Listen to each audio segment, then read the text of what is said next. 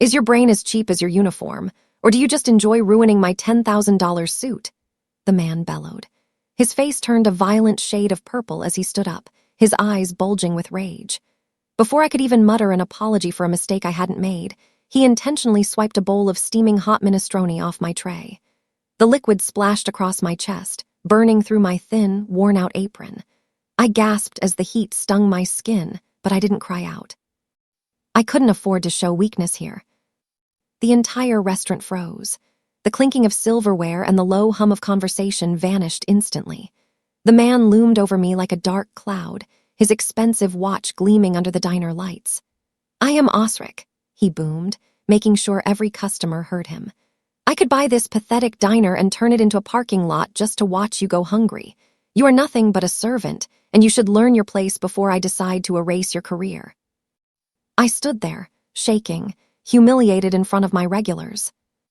The silence was broken by a small sound. My 8-year-old son, Kai, was sitting at a corner table doing his math homework. He stood up quietly. He didn't scream and he didn't cry for his mother. He walked over with a calm that was terrifying for a child. He held up his tablet, the screen glowing. "You shouldn't have done that, Mr. Osric," Kai said clearly. "My dad's lawyer told me that intentional infliction of emotional distress is a felony when there's video evidence. And I've been recording you since you started yelling." Osric froze, his mouth hanging open in shock. "My name is Savannah, and for the last year, I've been working double shifts at the Gilded Spoon to keep a roof over my son's head. Life wasn't always like this. I used to be part of a world where people like Osric were my peers. But everything changed when my husband, Eamon, passed away. The official report called it a suspicious, industrial accident at his family's factory. Within days of the funeral, his wealthy family moved in like vultures.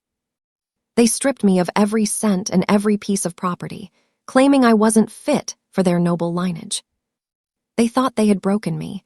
They saw a grieving widow with no money and assumed I would just disappear into the shadows. But they forgot one thing about me. I wasn't just a wife, I was a partner. I spent the last 12 months not just waiting tables, but teaching my genius-level son, Kai, the skills he would need to help us fight back. Every night after my shift, we sat at our small kitchen table. I taught him how to track digital footprints and find the offshore accounts of the men who ruined us. Kai was a natural. While other kids were playing video games, he was learning how to navigate complex financial networks. We knew that the family's wealth was built on secrets, and we were determined to find them. Osric didn't realize that the waitress he was insulting had more data on his illegal bank transfers than his own accountant did. We were waiting for the right moment to strike, and Osric had just handed us the perfect opportunity. My son wasn't just protecting me. He was launching our first move in a war they didn't know they were fighting. Instead of defending me from the customer's attack, my manager, Leland, rushed over with a look of pure panic. He didn't ask if I was burned by the hot soup. He didn't even look at the mess on my uniform. He turned to Osric and bowed slightly, his voice shaking. "I am so sorry, Mr. Osric. She's new and clumsy. We will handle this immediately." Then he turned to me with eyes full of cold venom. "Savannah, get on your knees and beg for Mr. Osric's forgiveness right now, or you're fired without your final paycheck." I felt a surge of anger, but before I could speak, Kai chimed in again. "She doesn't need to beg, Leland," my son said, his fingers dancing across his tablet screen. "And you shouldn't fire her. That would be retaliation for reporting a safety hazard, which is also illegal." Leland laughed, thinking Kai was just a kid playing a game. "Get back to your homework, brat," he snapped. He didn't know that Kai had already bypassed the restaurant's weak security. My son had hacked the diner's Wi-Fi minutes ago. The twist was even bigger than a local argument. Kai wasn't just recording. He was live streaming the entire confrontation. He had sent the link directly to a private group of international investors that Osric was trying to impress for a billion-dollar merger.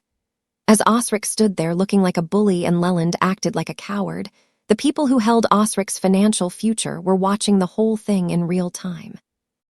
Osric's phone started buzzing in his pocket, but he was too busy glaring at me to realize his reputation was burning down in the digital world. A woman sitting alone at a nearby booth watched the scene with a sharp, knowing smile. She was dressed in a tailored suit that cost more than the diner's yearly profit. She didn't look shocked or disgusted. She looked impressed. As the chaos continued, she quietly caught my eye and gestured for me to come closer. When I approached her table to clear her coffee cup, she slid a small, white napkin toward me. "Your son has a very bright future in digital forensics," she whispered, her voice low and smooth. "And you, Savannah, have a future in ownership." I looked down at the napkin. There was a phone number written on it, along with a name that made my heart skip a beat: Ottilie. I realized then who she was. Ottilie was the estranged sister of Osric.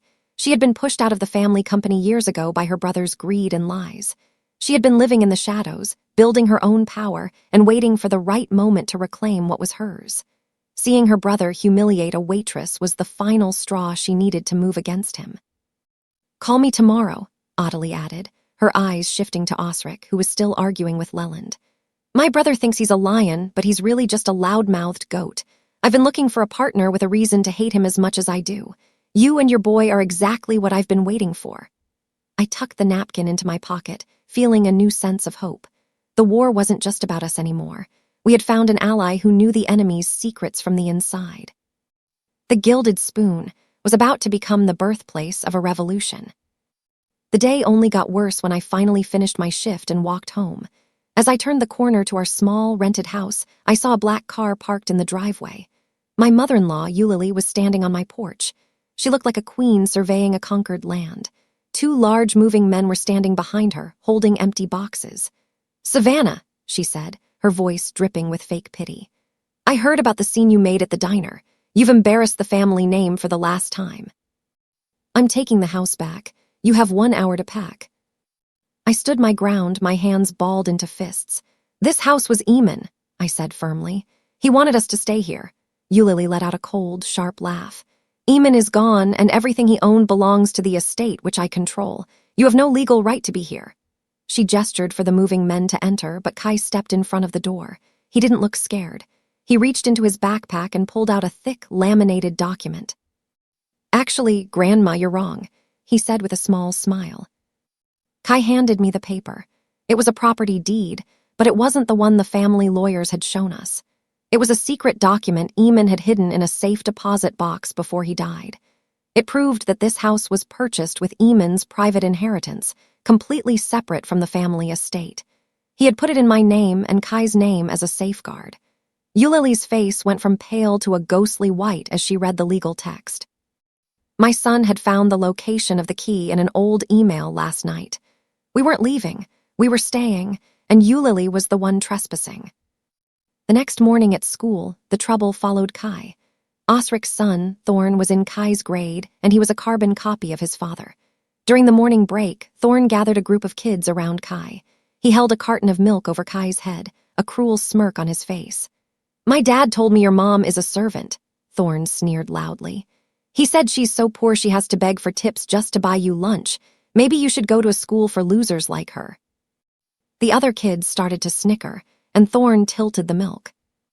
I was watching from the parking lot, ready to jump in, but Kai didn't move. He didn't try to run, and he didn't fight back with his fists. Instead, he reached into his pocket and pulled out his phone. He turned it around so only Thorn could see the screen. "You should be careful what you say about my mom, Thorn," Kai said quietly. "Because I have a photo of your dad meeting with a woman who isn't your mother. They were at a hotel last night while you were at soccer practice. Should I show it to your mom?"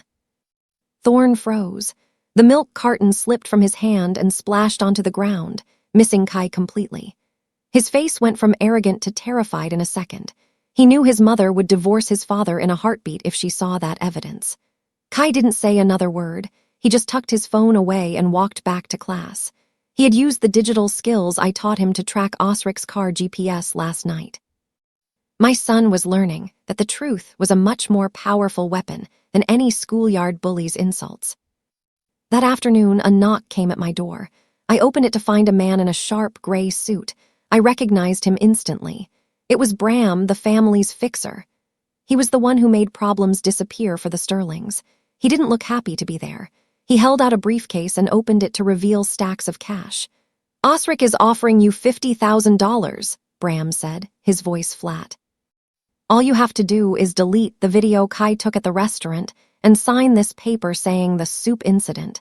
was just a staged prank for a video project. I looked at the money, then at Bram.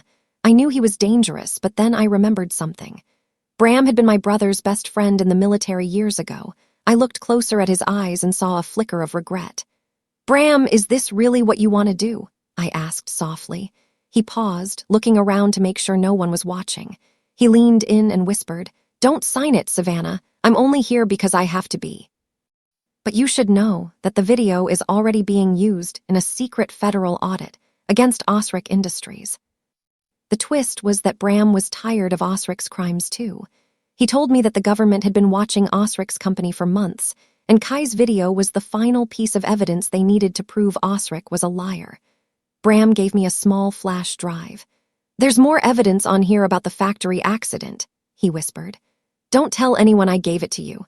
My life is on the line, but I can't let him do this to you anymore."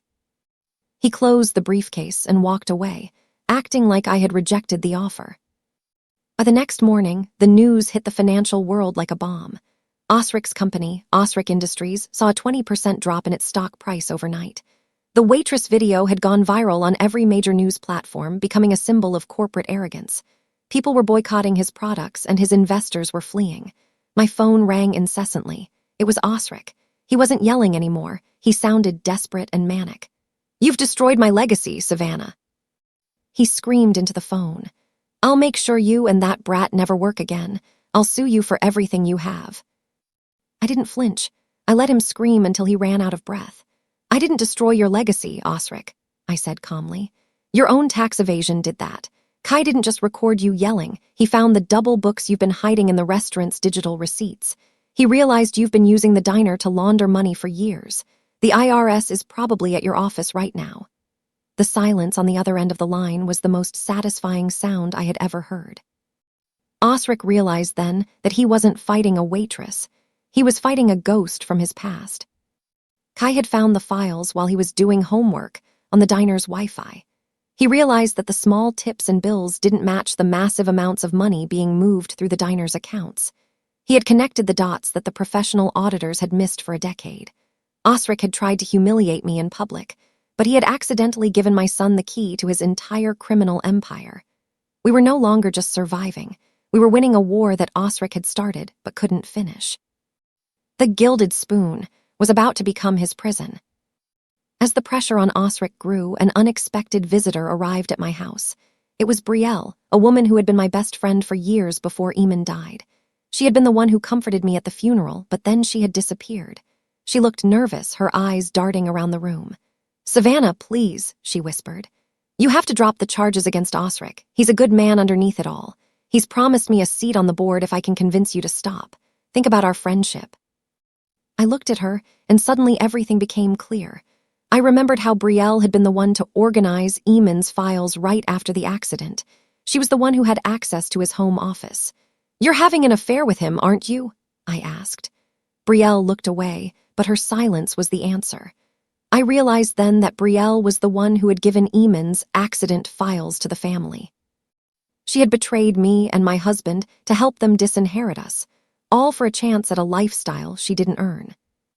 "Our friendship died the day you helped them steal Kai's future," I said, my voice cold. I pulled out a photo that Kai had found in a deleted folder on Brielle's cloud storage. It was a picture of her and Osric celebrating the day the estate was settled. "I know everything, Brielle. I know you helped them forge the signatures. You didn't come here to save a friend. You came to save your own skin." Brielle realized then that she was exposed. She turned and ran out of the house, leaving behind the last bridge she had to a decent life. With Brielle gone, Kai went back to work on the flash drive Bram had given us. He spent hours huddled over his computer, his face lit by the blue glow of the screen. Suddenly, he let out a gasp. "Mom, you won't believe this," he whispered. He had cracked an encrypted file that Eamon had left on an old gaming console in the basement. It wasn't just a list of bank accounts. It was the original patent for the very technology that Osric's company was built on. Eamon had invented it, not Osric. The file contained a series of emails that proved Eamon was about to sue Osric for patent theft. Eamon had realized that his own brother-in-law was stealing his work and passing it off as his own. The date on the final email was the day before Eamon's accident at the factory. Eamon didn't die because of a mistake. He was murdered because he was about to expose Osric as a fraud and take back the company. My husband hadn't been a victim of bad luck. He had been a hero who died fighting for the truth. I sat in the dark, tears streaming down my face. All this time, I thought we were just fighting for money, but we were fighting for Eamon's life's work. Osric had killed my husband and then tried to starve his widow and son to keep his secret safe. But he had failed. Kai had found the one thing Osric couldn't destroy. We had the original code, the timestamps, and the proof of the theft. The Sterling family empire was built on a lie, and we were the ones holding the hammer that was about to break it. A few days later, an invitation arrived at my house. It was for the Sterling Awards, the city's most prestigious business gala. Osric was supposed to receive a Lifetime Achievement Award for his contributions to technology. Adelie had sent the invitation, along with a note. "Dress for a coup." She had also sent a large, heavy box. Inside was a gown that had belonged to my mother. It was a beautiful, shimmering silver silk that looked like it was made of liquid moonlight. It was a dress that Eamon's mother, Eulalie, had once called white trash. I put on the dress and looked in the mirror. I didn't see a waitress anymore. I saw a woman who was ready to take back her life. As I walked down the stairs, Kai was waiting for me in a small tuxedo. He looked so much like Eamon that it took my breath away. "You look like a queen, Mom," he said, his eyes shining with pride. We weren't just going to a party, we were going to a battlefield. Adelie had told me that the gown was a priceless, museum-grade antique that had been hidden in the family vault for decades. We arrived at the gala in a car provided by Adelie. As we stepped onto the red carpet, the cameras started flashing. People were whispering, recognizing me from the Waitress video. I walked with my head held high, ignoring the stares. We reached the entrance to the grand ballroom, but 2 security guards blocked our path. I saw Osric standing a few feet away, a smug look on his face. He thought he could still control who entered his world.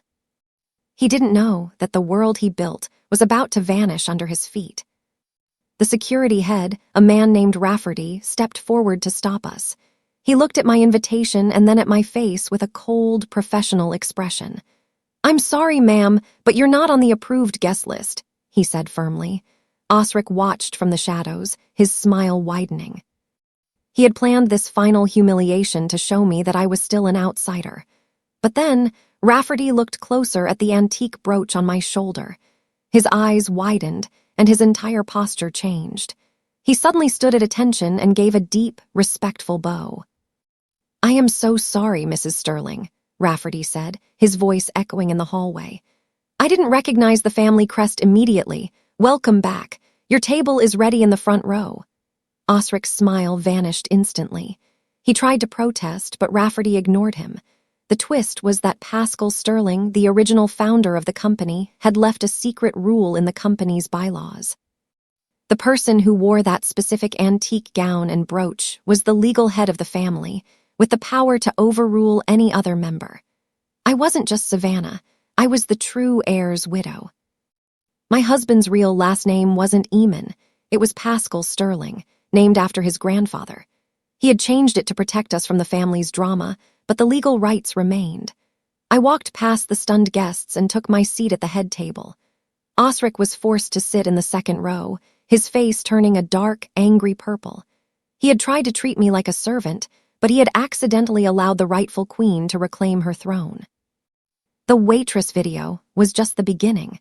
The real show was about to start. The gala reached its climax as Osric was called to the stage to receive his award. He walked up the steps, trying to look dignified, but his hands were shaking. He began a long, boring speech about hard work and vision. He talked about how he had built the company from nothing and how he had sacrificed so much for his family. He looked at me with a sneer, thinking he had won because he was the one with the microphone. But then, a small figure stood up from the front row and walked toward the stage. It was Kai. He didn't look nervous at all. He walked right up to the tech booth and grabbed a microphone. The room went silent as he climbed the steps and stood next to his uncle. Osric tried to push him away, but the cameras were already focused on them. "If hard work is so important, Uncle Osric," Kai said, his voice amplified throughout the ballroom, "then why did you have to steal my dad's ideas to win this award? Why did you have to kill him to keep your secret safe?" The gasp from the crowd was like a physical wave. Osric tried to laugh it off as a child's fantasy, but Kai didn't stop. "I have the proof right here," Kai said, pointing to the giant screen behind them. "My dad was Eamon Pascal Sterling, the real inventor of the Sterling engine. You didn't build this company, you stole it from a man who trusted you, and now the world is going to see exactly what you did to him." The tech team, who were secretly working for Audley, flipped the switch. The giant screen behind Osric flickered and changed. Instead of a tribute video of Osric's achievements, it showed the original blueprints of the Sterling engine. The date on the blueprints was 5 years before Osric claimed he invented it. Eamon's signature was clearly visible at the bottom of every page. The crowd started to murmur, realizing they were watching a massive corporate theft being exposed in real time. Osric looked like he wanted to disappear into the floor, but he was trapped by the very spotlight he had craved. The screen changed again. This time, it showed the security footage from the factory on the night of Eamon's accident.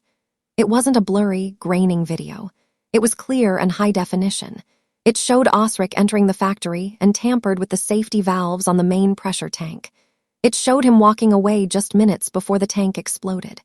The accident wasn't a tragedy. It was a cold-blooded murder caught on tape. The room went deathly silent as the truth of Eamon's death was revealed to the world. Osric let out a primal scream of rage and lunged at Kai, but he was stopped by a group of security guards. The audience was in total shock. The man they had come to honor was a thief and a murderer. I stood up from my seat, my silver dress shimmering in the stage lights. I looked at Osric, and for the first time I didn't feel any fear. I felt only a deep, satisfying sense of justice. My husband's death was finally being avenged, and it was his 8-year-old son who had delivered the final blow. In the middle of the chaos, Eulalie tried to reach the stage. She was screaming at me, her face a mask of pure hatred.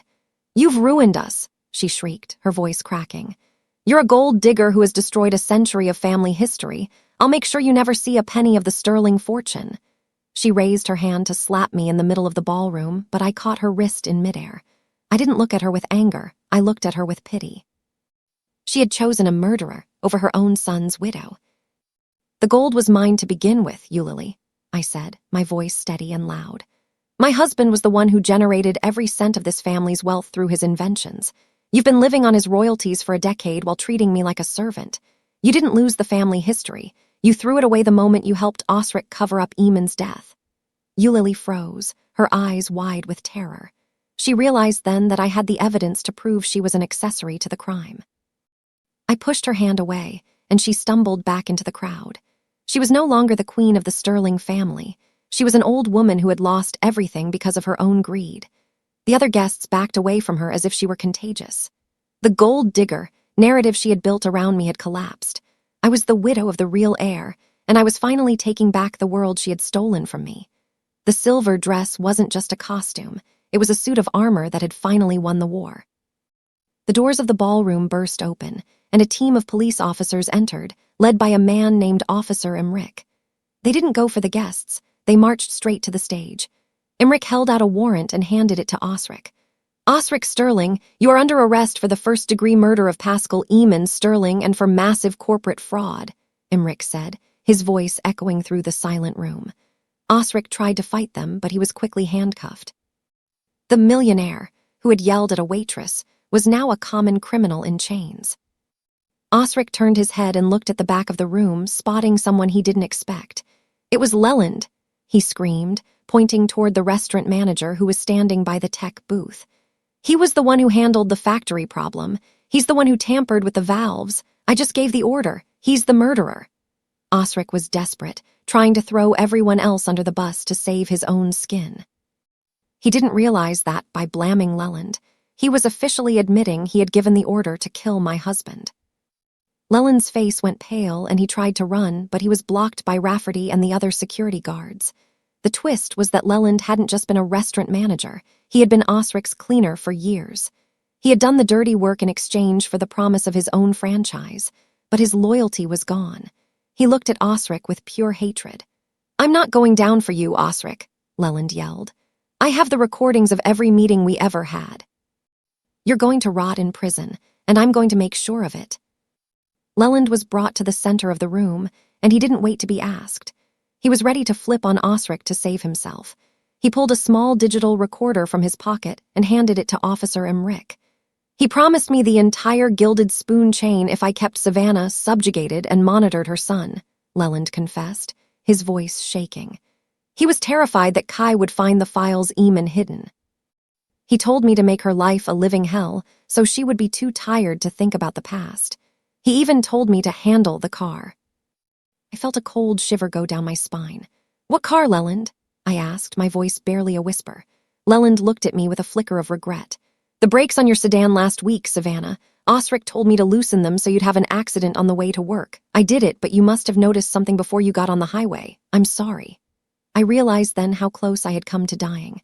I hadn't noticed anything. The car had just felt heavy, and I had taken the bus instead. Kai's insistence that we save money on gas had saved my life.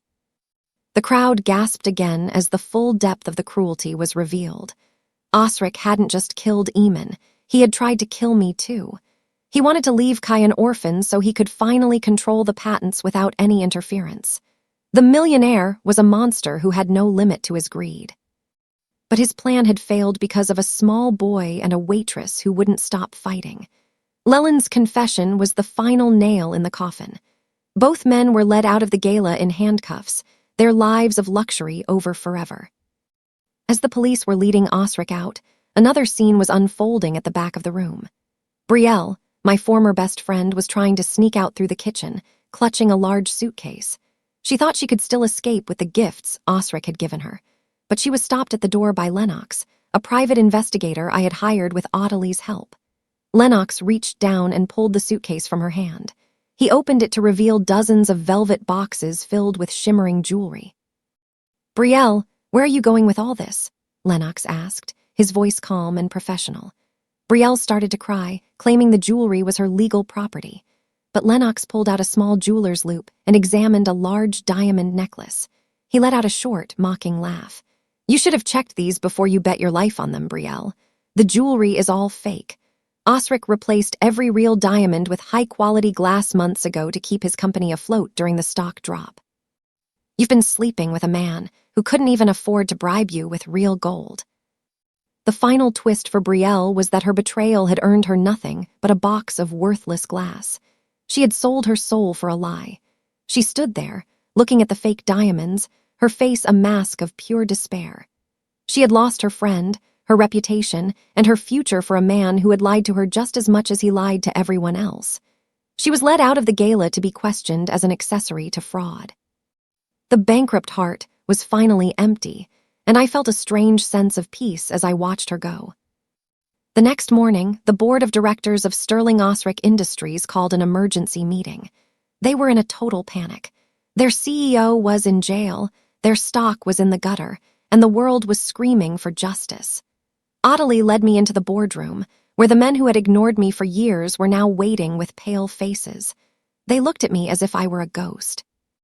Ottilie stood at the head of the table and made a motion to have me instated as the interim CEO to stabilize the company and protect the remaining assets.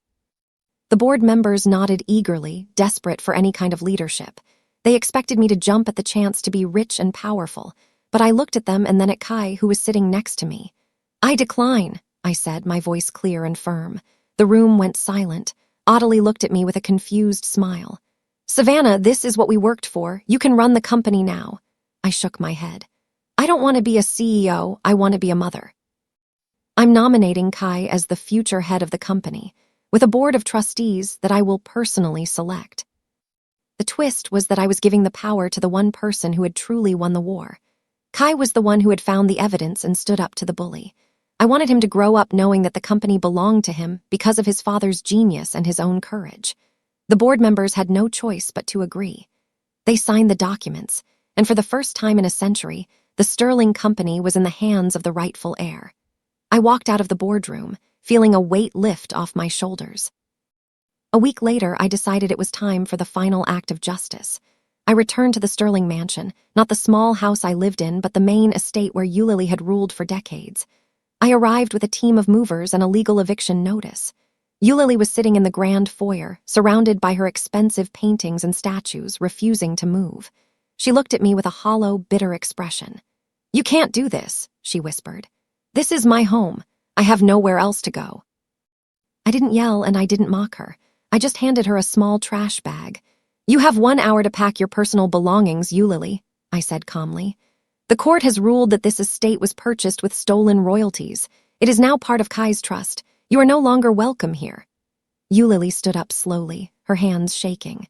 She looked at the grand staircase she had once walked down as a queen, realizing it was over. She had spent her life trying to look like a sterling, but she had lost the only thing that mattered.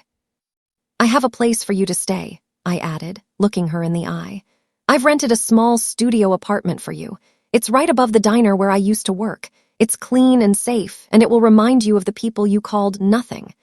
Maybe you can find some humility there. I watched as she walked out of the mansion, clutching her trash bag. She was heading to the very place where she had tried to see me go hungry. The final eviction was the ultimate irony, and I felt a deep sense of closure as the heavy doors closed behind her. As I was organizing Eamon's old files in the library of the mansion, a knock came at the door. It was Corin, Eamon's younger brother. He had been the silent one of the family for years, living in the shadow of Osric's ego. He looked at me with tears in his eyes. "Savannah, I'm so sorry I stayed quiet for so long," he whispered. "I was terrified of Osric. He threatened to kill me too if I ever spoke the truth, but I have something for you." He reached into his pocket and pulled out an old, yellowed piece of paper. It was the original marriage certificate between me and Eamon. Eulalie had claimed she had destroyed it to prove our marriage wasn't legal, but Corin had hidden it. But there was something even bigger tucked inside the paper. It was a secret life insurance policy Eamon had taken out years ago, worth $50 million. The twist was that Eulalie had been collecting the interest on it in secret for a decade, claiming I was missing or untraceable. She had been stealing my husband's final gift to me while I was working double shifts for tips. Corin handed me the papers and walked away, finally free of the weight of his secrets. I realized then that Eamon had tried to take care of us even after he was gone. He had known that his family would try to hurt us, and he had built a final wall of protection. With that money, I could ensure that Kai would never have to worry about a bully again. I could build the life Eamon had dreamed of for us. The brothers' redemption was the final piece of the puzzle, and I felt Eamon's presence in the room, finally at peace.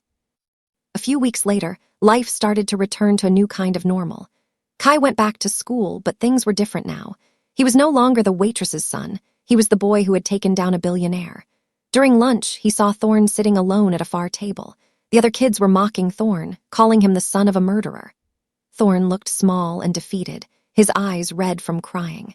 He was experiencing the same humiliation he had tried to force on Kai. Kai didn't join in the mocking. He didn't laugh and he didn't point his finger. Instead, he walked over to Thorne's table and sat down. He pulled a sandwich out of his bag and handed it to Thorne. "You're not your father, Thorne," Kai said quietly. "You don't have to be a bully just because he was. You can start over. We can just be kids." Thorne looked at Kai with shock and then with a deep, profound sense of gratitude. He took the sandwich and started to eat, the first real smile in weeks crossing his face. The schoolyard resolution was the most important victory of all. Kai had learned that true power wasn't just about winning a war, it was about knowing how to end it. He had chosen kindness over revenge, showing that he was a true sterling in a way Osric never was. I watched them from the school fence, my heart full of pride. My son was growing up to be the man Eamon would have wanted him to be. The cycle of hate in the family had finally been broken, and the future was bright for both boys. My first act as the trustee of the company was to return to the factory where Eamon had died. It had been closed and boarded up for a year, a dark monument to a tragedy. I arrived with a team of architects and engineers. "We're not tearing it down," I told them. "We're rebuilding it. We're going to turn it into the safest, most advanced research facility in the country. And we're going to name it the Pascal Innovation Center in honor of my husband." I called a meeting of all the former employees who had been fired after the accident. I stood in front of them and made an announcement that brought the room to its feet. "We're hearing all of you back, with full back pay for the time you were gone. And because you are the ones who make this company work, every employee is being given a 20% stake in the company. We are a team now. And no one will ever have to worry about a safety valve or an accident ever again." The factory tribute was the most emotional part of our journey. I saw the faces of the men and women who had suffered under Osric's greed, and I saw the hope returning to their eyes. We weren't just rebuilding a building, we were rebuilding a community. We were turning a place of death into a place of life and discovery. Eamon's name was finally being honored in the way it deserved, and the Sterling Company was finally a place of integrity and pride. The future of technology was safe in our hands. My final act was to return to the Gilded Spoon. I walked in, not as a waitress, but as the new owner. I had purchased the diner from the bank the day after Osric was arrested. Leland was gone, and the diner was in need of a new leader. I didn't fire the staff. They were my friends, the people who had stood by me when I had nothing. I called them together and made an announcement. I'm promoting Dakota to the position of general manager. She's the one who helped me hide food for Kai when I was broke, and she knows this place better than anyone. Dakota looked at me with tears in her eyes, a wide smile on her face. But Savannah, what about the rules? She asked. I laughed and pointed to a new sign I had placed above the counter. It was the dignity clause. The first rule of the new Gilded Spoon is that any customer who yells at or humiliates the staff is banned for life, and any money we make from their meal cost will be donated to a local orphanage. We are a place of respect now, and that will never change. The diner was no longer a place of fear and humiliation. It was a place of warmth and community. The regulars cheered, and the staff felt a sense of pride they hadn't felt in years. I sat at a booth and ordered a cup of coffee, looking at the place where our journey had started. We had taken a moment of public assault on our dignity and turned it into a movement of respect. The waitress had won her life back, and she was making sure everyone else did too. I sit in my new office at the mansion, looking at a photo of Eamon and Kai. It's a sunny afternoon, and the world feels peaceful for the first time in years. Kai walks into the room wearing a small, sharp suit. He's heading to his first junior board meeting at the center. He looks so much like Eamon that it still catches my breath. "Ready to go, Mom?" he asks, his voice full of excitement. He's not just a kid anymore. He's a leader who knows the value of the truth. Just as we are leaving, my phone rings. I look at the caller ID. It's the state prison. I answer, and I hear Osric's voice on the other end. He sounds old and broken. "Savannah, please, I wanted to apologize. I'm so sorry for everything.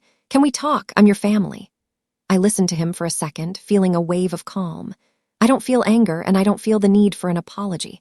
His words are just empty sounds in a room full of life. I don't pick up the conversation. I simply press the end button and put the phone in my pocket. "Who was that, Mom?" Kai asks, looking at me with curiosity.